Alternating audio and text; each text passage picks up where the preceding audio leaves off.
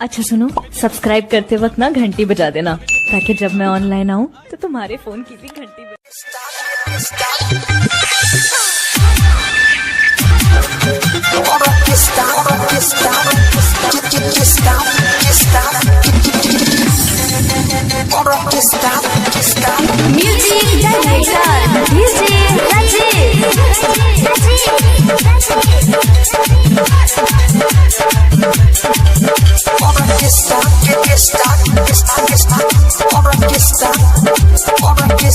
है बंगाल के सुपर नचनिया,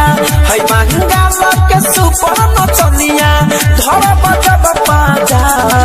ले ले राजा राजा और केस्टा के माजा ले ले राजा और केस्टा के माजा है बंगाल के सुपर नचनिया,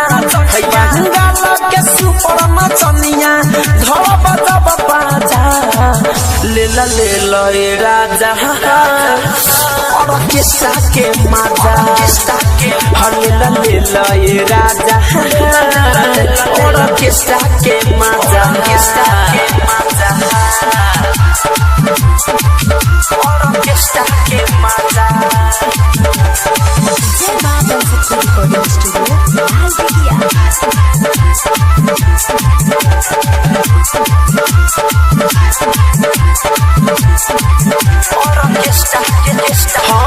नाची नाची सबके नचाई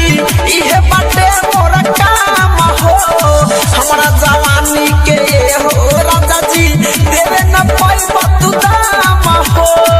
देवे न पैबा तू दाम हो, हाय हाय होते सवेरे राजा हम चली जाई, होते सवेरे राजा हम चली जाई, मिली ना ऐसन ताजा लीला लीला ये राजा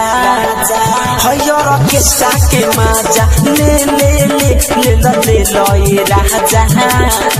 हयर केस्टा के माजा केस्टा के माजा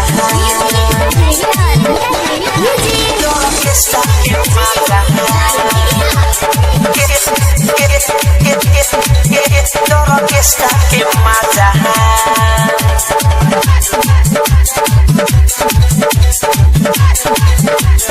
केस्टा के माजा पूरा देख हो जाइबो मजबूर हो, चोली के हमारा चिकन जो बनवा